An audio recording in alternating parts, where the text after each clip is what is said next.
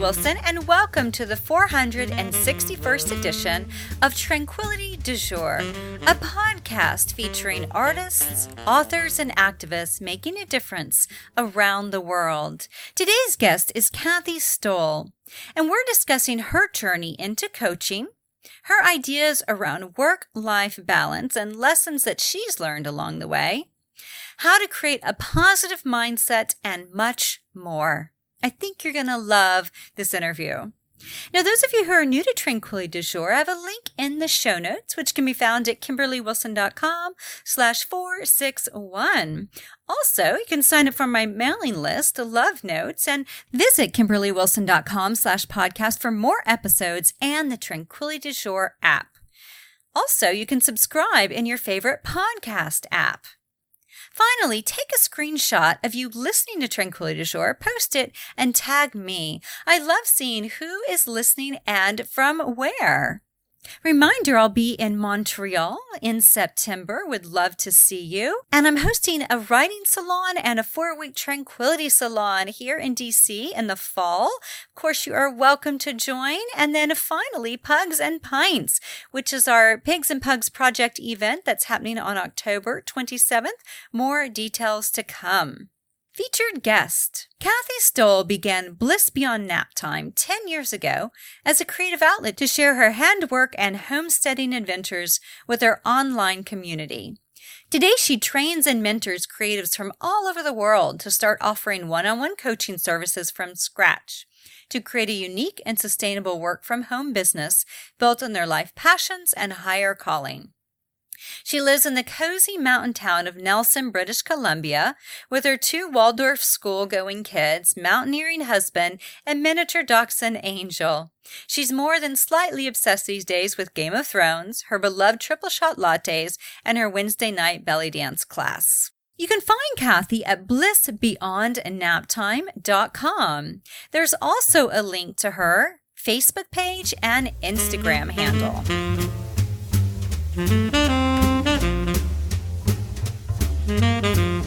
Welcome, Kathy.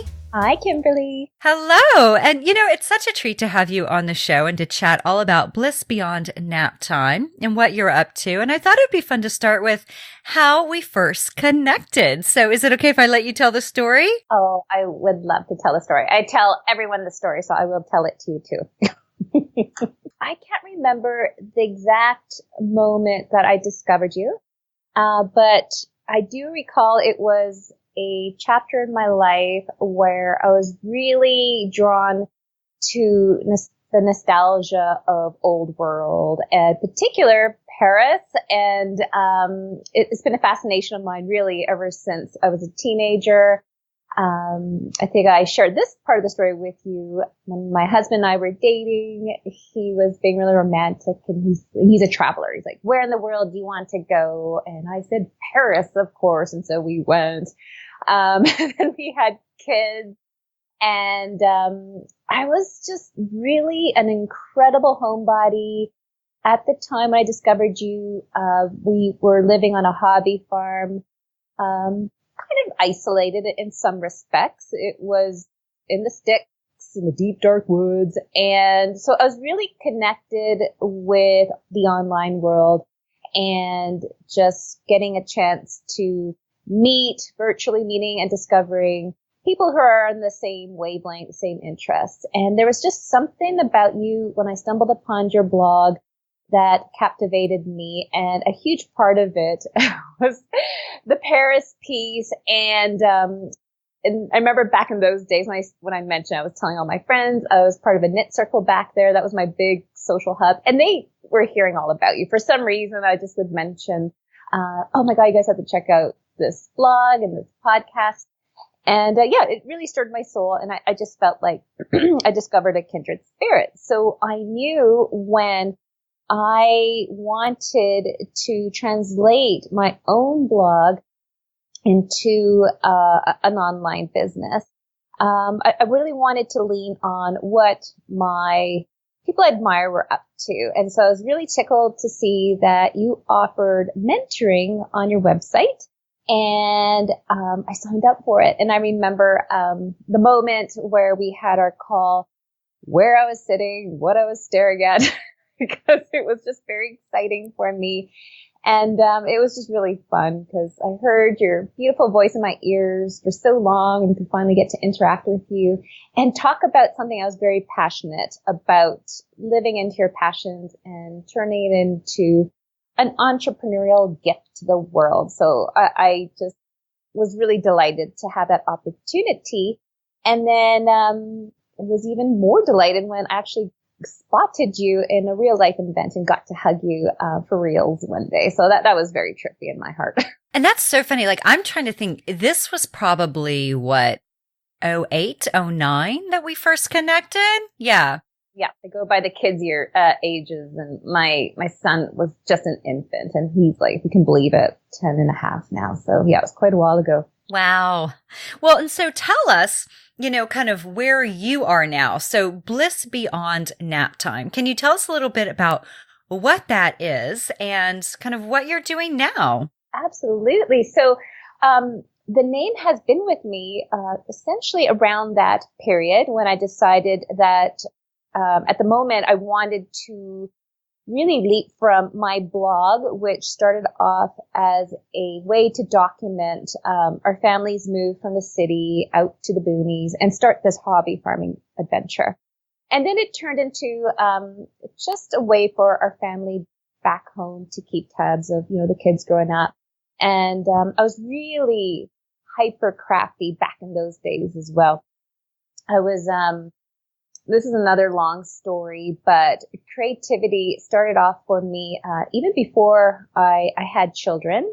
I went in for some body work and, for deep womb clean. Like, I knew we wanted to have kids, but I really just wanted just to release some old family patterns and issues and just make sure it was like super, super healthy on all levels. And so I'm just laughing because I even went on a cleanse, like a master cleanse. And my friend who put me on it, I'm like, is this cleanse supposed to make you miss your period? And he's like, no. And I'm just like, whoops. I didn't plan to get pregnant that quick, but it happened that. But before that cleanse, I went for acupuncture, and that was actually the homework for me. He's like, do something creative every day just to move that energy around. So he turned me into a crafty monster, and the blog was a way to be like, look what I made, and, look what the kids are up to. And I started making all these friendships and gaining a following of like-minded moms from all over the world. And so I worked with a web designer to make it less like a blog and more professional looking. And so she helped me come up with the name Bliss Beyond Nap Time, which really captured the essence of what my core why is. And it was so much more about, as much as, we as mothers were putting a part of ourselves into the world through taking care of our kids, it's all comes to, the core meaning has changed throughout the years, and it still continues, even though I have teenagers essentially now. But it's just that little moment you have to yourself when the kids take a nap. It's just like, you can hear angels singing because it's like, I can do anything I want. I can just shift that energy back inwards and nurture myself and just take care of myself. So I have a whole, so I call it my bliss flower that looks upon all these different areas from where that little tinge of, let's take an in-breath just for ourselves. So that essentially started off my umbrella, which is Bliss Beyond Nap Time. And it has since grown over the years. So that creative outlet turned into wanting to earn an income, like I was mentioning, from my blogging efforts. So I began with, offering Etsy offerings. So I had a wool store where I was selling some yarn I spun, some art yarn, I called it, and I was a sewing maniac. I was selling clothes I made by hand. And then realizing it wasn't super sustainable, I decided to offer e-courses. So my very first e-course offering was actually a how-to sewing class called the Backwoods Mama Sew Camp. And that was super fun. It was super fun to create and also to connect with my readers on that type of level, because they would send me pictures of themselves wearing, the little outfits that we were creating alongside each other virtually, and it just was really sweet. So yeah, I would get these pictures of these readers who purchased the e-course, and we'd all be wearing these matchy-match outfits of like pinafores and bloomers. And it was really endearing. And so that really inspired me to take it one step deeper. And I decided to get certified as a creativity coach. And that's what I do today. Yeah. And so I was curious how like this whole journey took you into the creativity coaching. And, and as I was reading about how you did this online course for sewing, I was like, oh, that's such a great idea, because you're right. Making things by hand for Etsy, so lovely, but I can't imagine it's super sustainable unless you charge like so much money because all the time, and love and materials that go into it. I was so pooped because I would be doing all the, administrative stuff during the day. And then when the kids were in bed, my husband and I would be watching movies, but I'd be sitting there just like spinning away in the spinning wheel or upstairs sewing. Yeah, it was just depleting for sure. And so tell me, what are some of the work-life balance, which if that's even a thing, right? But work-life balance, mommy balance, life balance, professional balance, lessons that you've learned along the way, right? Say from Etsy and hobby farming to now. Okay. Yes. So it's actually back in those days too. I was even homeschooling my daughter for 3 years, and a gift I garnered from that experience was just sticking with a schedule. So literally writing down to the minute what needs to be done. So that was a habit I picked up back then, and I still apply today. Not, I'm not as OCD about it as I used to be, but it was very much like 8 o'clock, wake up the kids, 8:30, have breakfast, 10 o'clock, going out for a walk.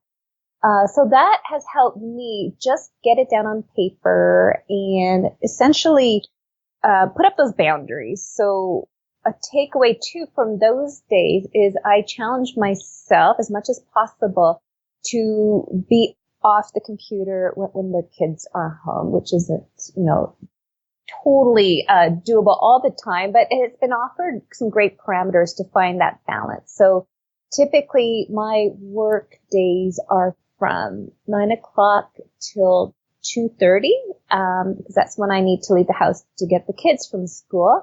So I save all the housework for when the kids are around, and that's what I tell all my mom clients.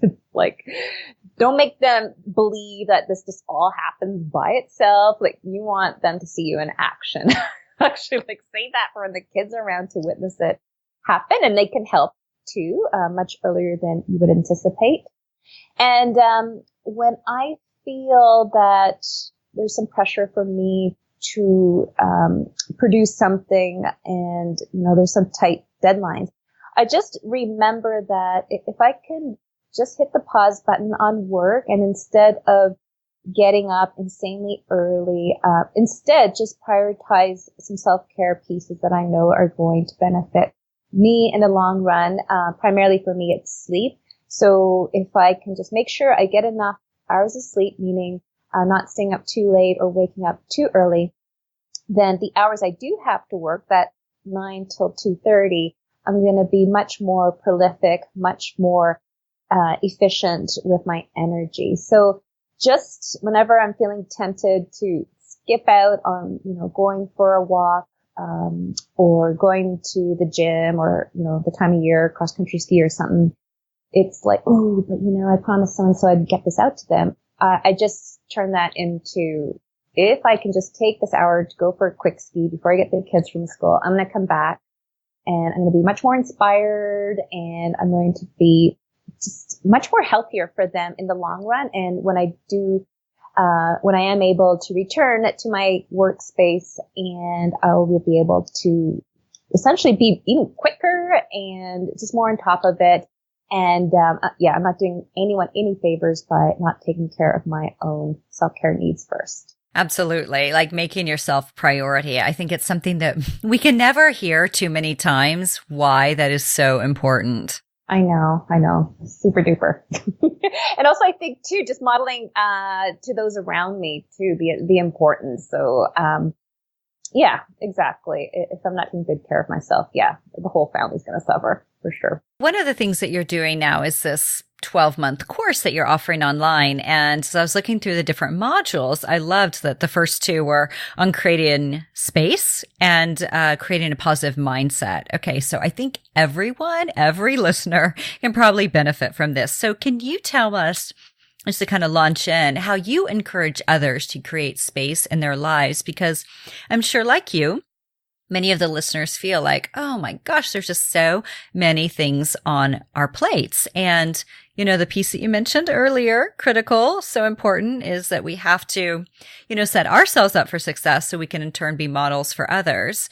But what else comes to mind when you think of creating space? The first thing that comes to my mind is my husband, in a weird way, just because I always considered myself a little bit magical in a fun way, meaning I'm really good at manifesting things, and I have been able to do so throughout my life. And what I think about my husband is I didn't meet him until I was just about to turn 30, and I was very specific on, who I was drawing towards me. And I just didn't have much patience if it wasn't him. I was just like, okay, next. So, I feel that, I'm really fascinated by the manifesting ability. So that is something I've been reading up on in terms of like just, the quantum physics behind it in some respects. And it's really fun manifesting. I have a whole bunch of examples, but one of the principles of really conjuring up a vision or something you're aspiring to or something that you're seeking in your day to day, the first step is to make space for it, because you can't welcome any new energy, any new endeavor or project or new goals into your world until you just take a moment to assess what in your life is no longer serving you. So one example too that I share often is when I decided to go through the coaching route. We had a garage sale, because that's when we did also, it was around the time we moved from the sticks to this small city that we live in currently in Nelson, BC, was that we had a garage sale, and I did this big purge of everything that symbolized that first chapter of my entrepreneurial path. So I got rid, I sold the spinning wheel along with like tons of, spinning supplies, all my fiber and books on it. Even before I had kids, I actually had a soap making business, so I got rid of a whole bunch of soap making books, and even the homeschooling. A part of our incentive to move to town was for the kids to go to the Waldorf school here. So I got rid of all the Waldorf curriculum.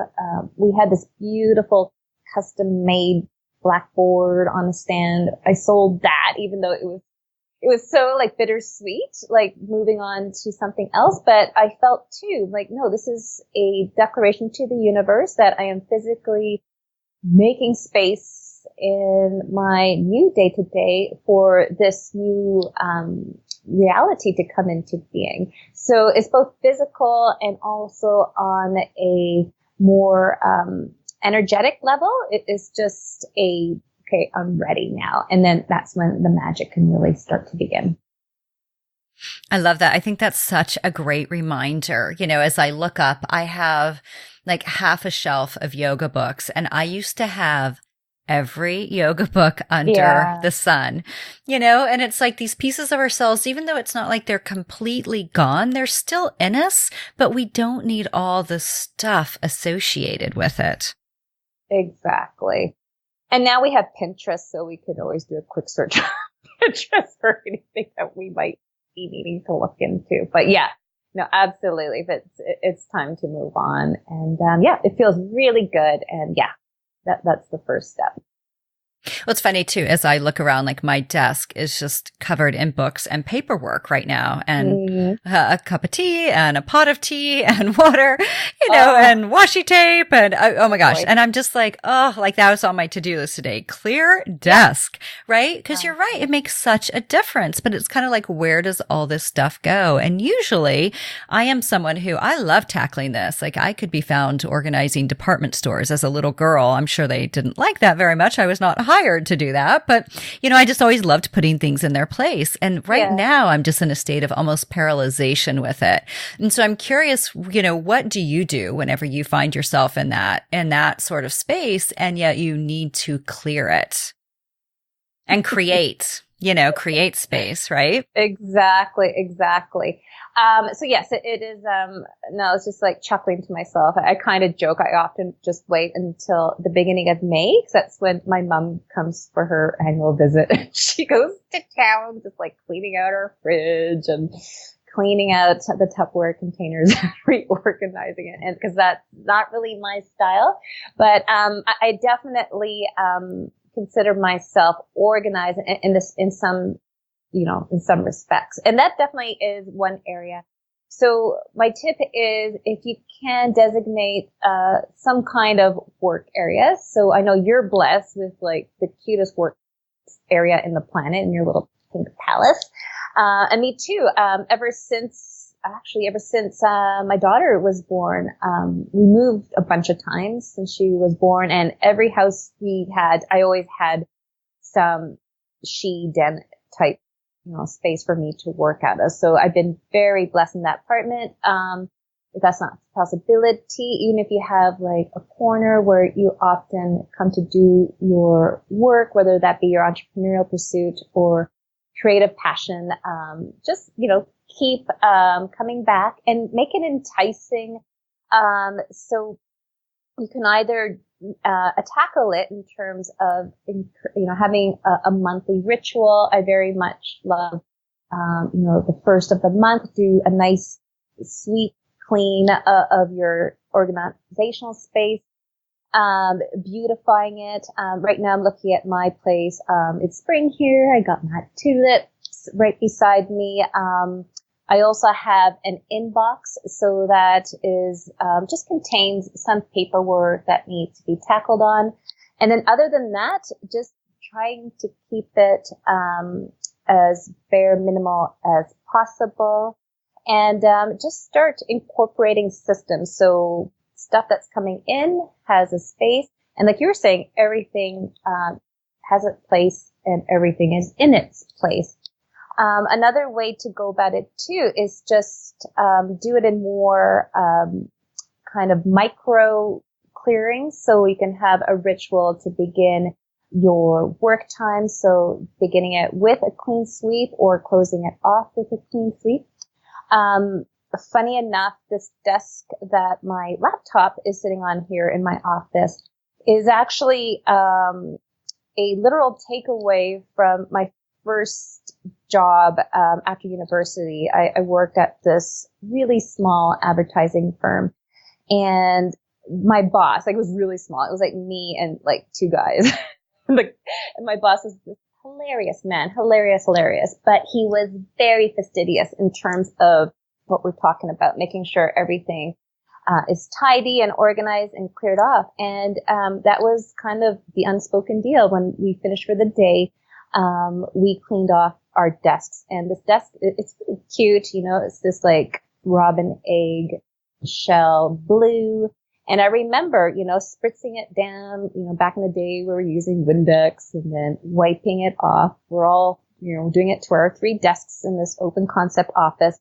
And, again, it's something that I continue to do today. It just turned into a habit after a while. So just, beginning the workday with some kind of ritual, and then have some kind of component where everything that is front of you, just captures the energy that you want to move forward to start off the day, and then close it off with some kind of, it doesn't have to be, again, like anything super extravagant, but at least there's a gesture that you have an intention to welcome in that good energy and get productive.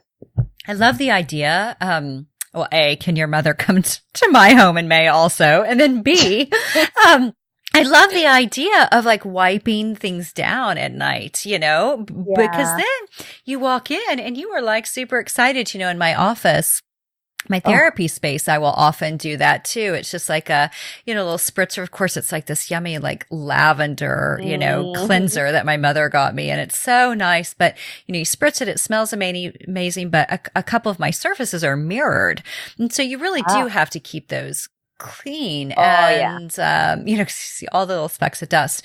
And, but there is something about that. It just looks so nice. But then at home, it's so funny. Like I'm looking around and just everything is coated in little black dog hair. So yeah, I think a regular spritz is a great idea and so simple. We can all do that. Yeah, because we can't do everything. Like, I had a friend ask me, she's thinking about getting a dog, and she's asking about my dog Angel, who I'm like obsessed with, this little blonde wiener dog. And she's like, well, what about like the shedding? Does it bother you? I'm like, no, actually, it doesn't bother me, because I feel that it's important I don't even notice, because I'm like, I love the dog so much. And it's like, that's a small price to pay, and I don't even notice. But, letting go in some areas of your life, and just don't get too hung up that you can't keep everything neat and tidy. And I think that's just probably a natural thing. But another way that, even going back to the work-life balance is, the delegation piece, and just, letting go. Like my cleaning standards, I know they're different. Everyone has their own kind of thing. But for me, it's like we have a cleaning lady coming here twice a month. And in between, I keep things tidy and organized. But yeah, if you look closely, there's going to be like, I go through shedding periods. There's going to be Kathy hairs. And I joke, at least we can clone me. There could be lots of DNA evidence around your butt.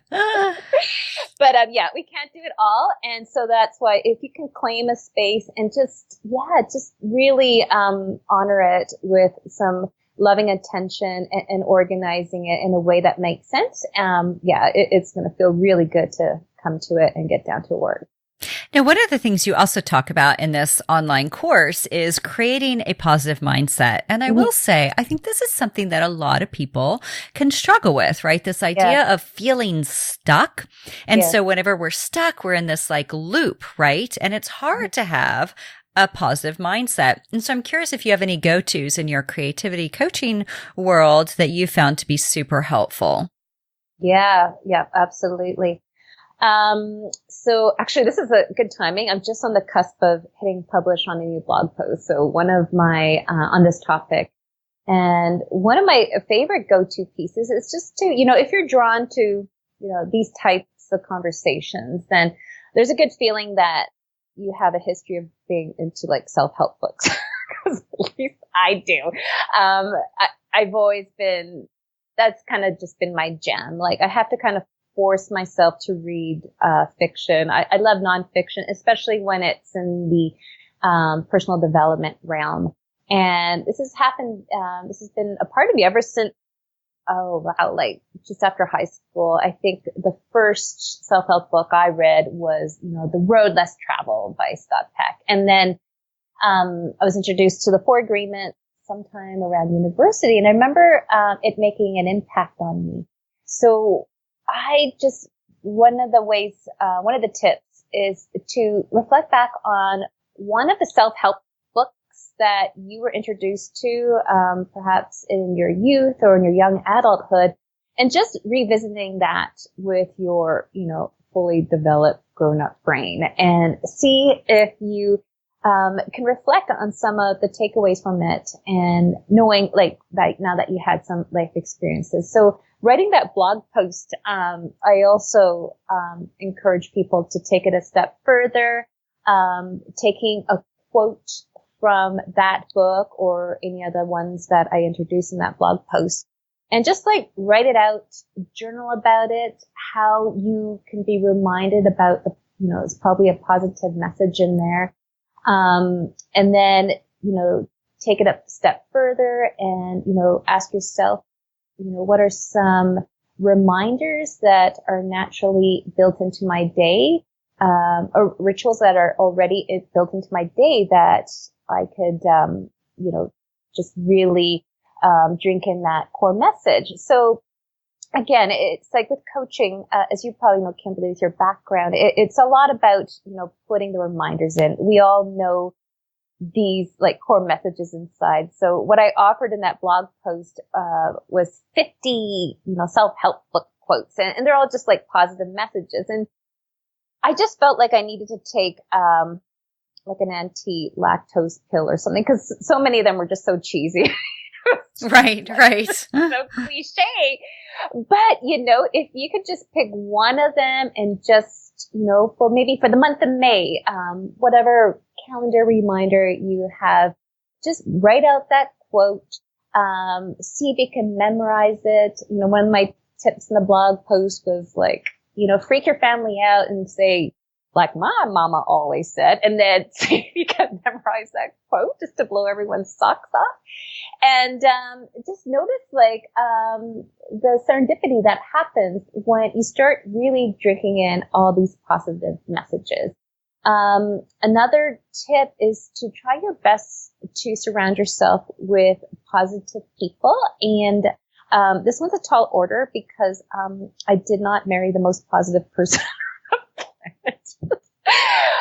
But, that's okay. You just, just start working on yourself, dousing yourself with those positive bombs of words of encouragement, either from the self-help book exercise or choosing a mentor or someone who just naturally lifts up your spirit.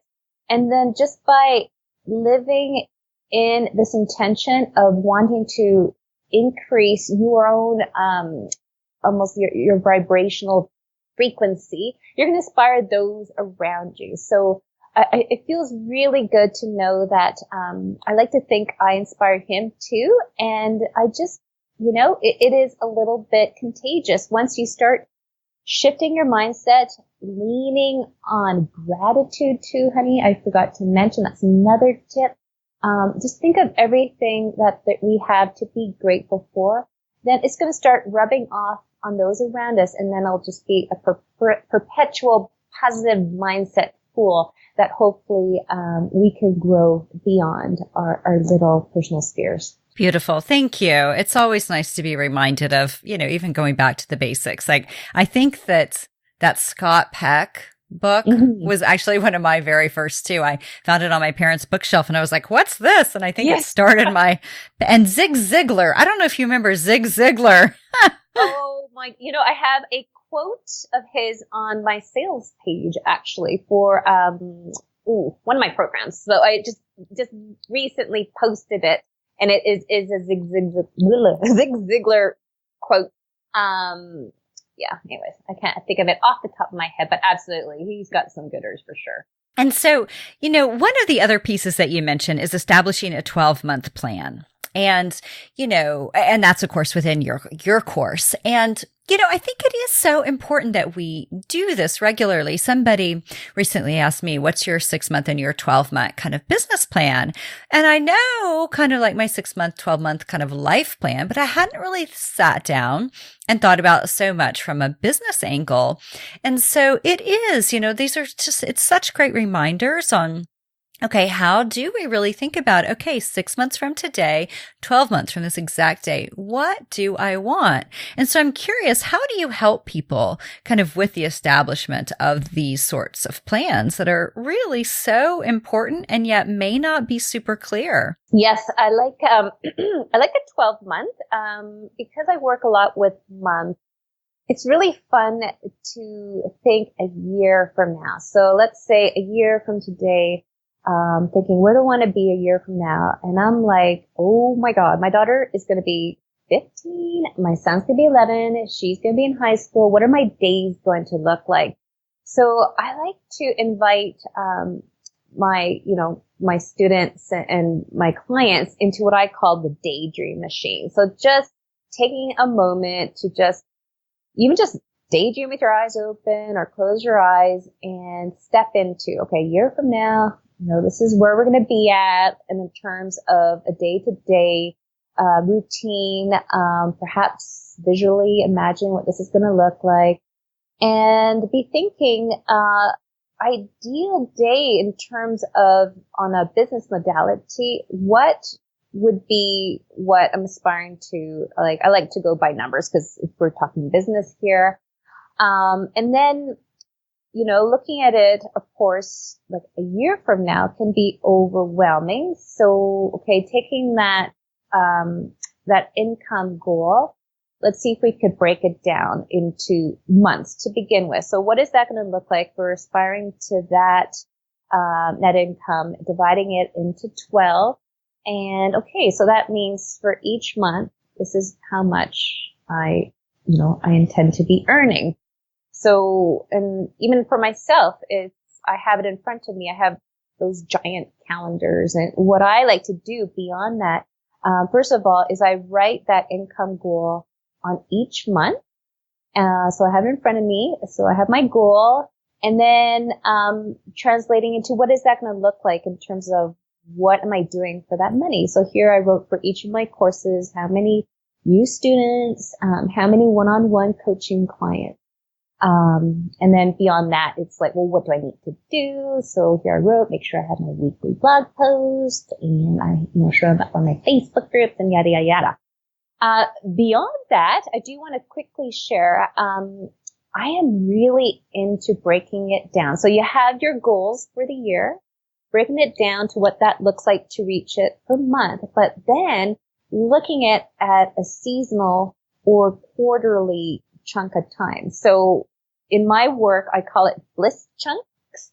And it's essentially 3 months. So you can, translate that as, your quarterly kind of plan, or even like literal seasons. Like we're very blessed that we live in a very distinct season part of the world. So we just started spring not too long ago. So, I just got up my new Bliss chunk, calendar sheet. So I got April, May, June staring at me right now, just on the wall in front of my desk here.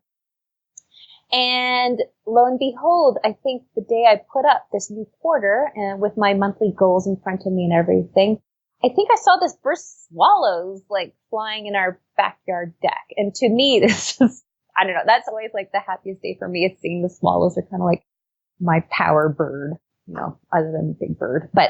And so it's just this opportunity to bring in this new surge of inspiration, new mini goal within that yearly goal. So then I could be like, okay, for this next 3 months, in order to get to that aspired annual goal, these are sorts of things that I'm going to be focusing on just for this Bliss chunk. So this is kind of makes it a little bit more manageable. So to answer your question, it's more like, the year-long goal is more of I keep using the word essence, but that is what you want to start living into. And then as you break it down into more manageable 3-month chunks and then get the numbers down for each month, then you could start thinking, okay, without overwhelming myself, this is what I need to do every day and just keep the feelings of what you're going to be living into a year from now in your heart and just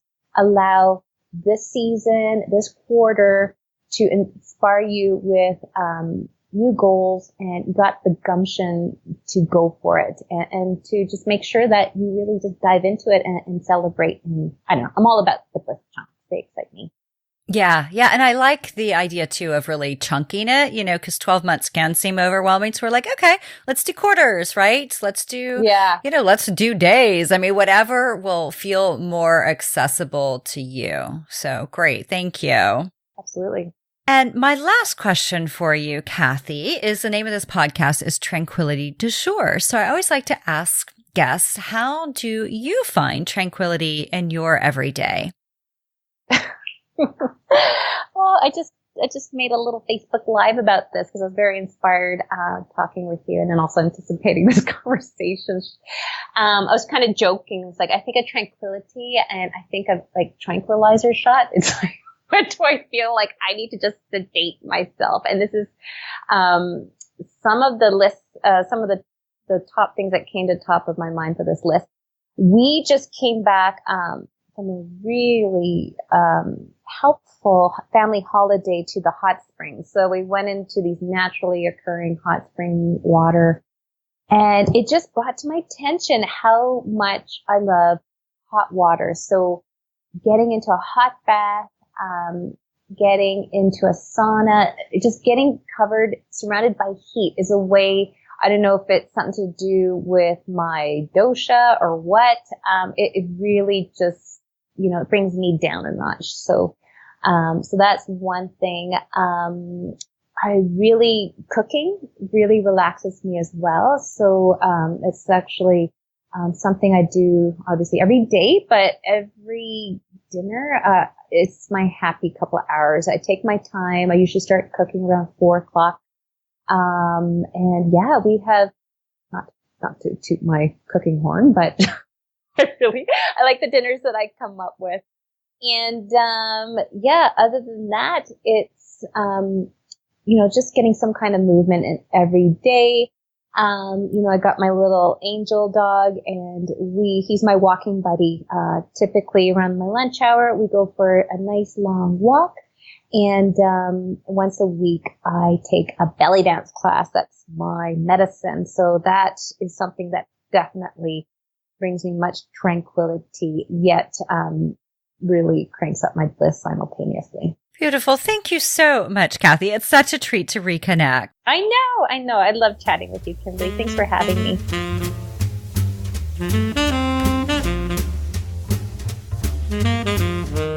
So mentioned in the podcast, there's a link to the How to Create a Positive Mindset blog post we discussed. And you can find more Tranquility du Jour online. There's Year of Tranquility, a book that came out in January, my latest book that comes with 5 bonuses, and my latest Tranquility du Jour day book, which is a life and day planner that comes with 4 bonuses. Both are available on Amazon.com, and you can find direct links in the show notes. Follow along on Instagram, Facebook, and YouTube at Tranquility du Jour, spreading tranquility and inspiration. And I'll be spreading a lot of it, hopefully, over the next couple weeks during my Italy retreat. So you can follow along as we venture into Venice and Lucca, Italy. And then finally host the 7-day retreat, Tranquility in Tuscany. There's also a link to the summer TDJ live recording in case you missed our seasonal event, a link to Tranquility, my 6 books, e-courses, and read about my passion for animals. If you have a moment to pin a review on iTunes or share this podcast via social media, would be so grateful, or pin a review of any of my books on Amazon or Goodreads. My hope is that it helps others find tranquility. Wishing you a delightful week ahead. Namaste.